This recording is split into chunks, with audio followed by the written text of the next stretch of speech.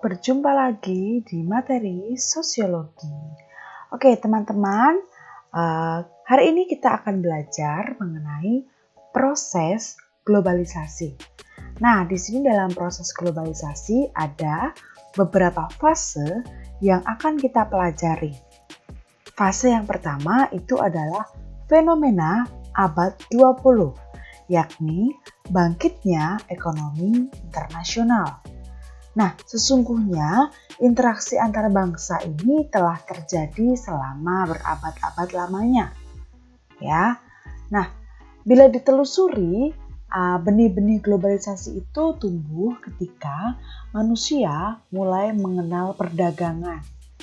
Nah, perdagangan antar negara ini sekitar tahun 1000 dan 1500 sebelum Masehi, di mana para pedagang dari Tiongkok dan India mulai menelusuri negara lain. Ya, nah dalam hal ini mereka melalui jalan darat atau kita kenal dengan jalur sutra maupun menggunakan jalur laut untuk berdagang. Ya, ini merupakan gambaran peta dari jalur sutra. Ya. Yang kedua itu adalah fase di mana ada dominasi perdagangan kaum muslim di Asia dan Afrika. Nah, kaum muslim ini membentuk jaringan perdagangan di antara lain meliputi Tiongkok, Jepang, Vietnam, Indonesia, Malaka, India, Persia, pantai Afrika Timur, Laut Tengah, Venesia dan Genoa. Nah, di samping mereka menyebarkan agama ya dan sambil membentuk jaringan dagang, nah para pedagang muslim ini juga menyebarkan nilai-nilai agama. Nama-nama, abjad, arsitektur, nilai sosial dan budaya Arab. Ya, ini salah satu contoh peta persebaran Islam di Indonesia. Nah, fase berikutnya yaitu fase yang ketiga ditandai dengan adanya eksplorasi besar-besaran oleh bangsa Eropa. Ya, nah bangsa Eropa ini salah satunya adalah dari Spanyol, Portugis, Inggris dan Belanda. Yang mereka negara-negara ini menjadi pelopor dalam eksplorasi dunia. Ya, nah hal ini didukung dengan terjadinya revolusi industri, dengan meningkatnya keterkaitan antar bangsa. Nah, pada saat itu berkembang pula kolonialisasi yang membawa pengaruh besar terhadap difusi atau penyebaran antar kebudayaan di dunia.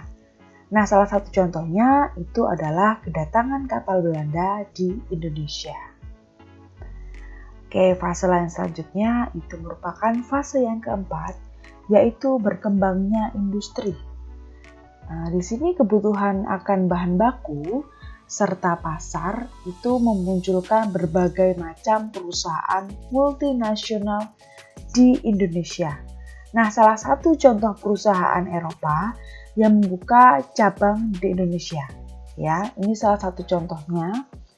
Ya, kenapa banyak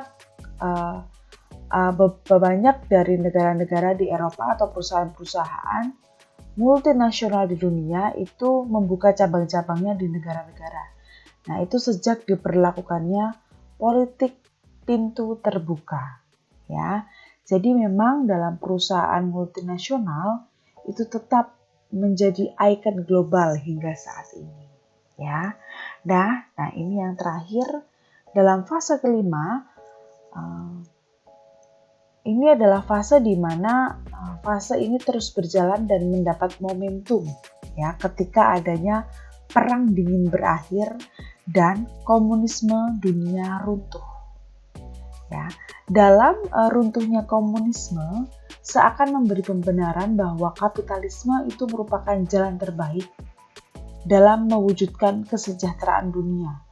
Nah, implikasinya itu negara-negara di dunia mulai menyediakan diri sebagai pasar yang bebas. Nah, didukung dengan perkembangan iptek, maka dengan perkembangan iptek dan pasar bebas, itu maka sekat-sekat di antar negara pun mulai kabur. Ya.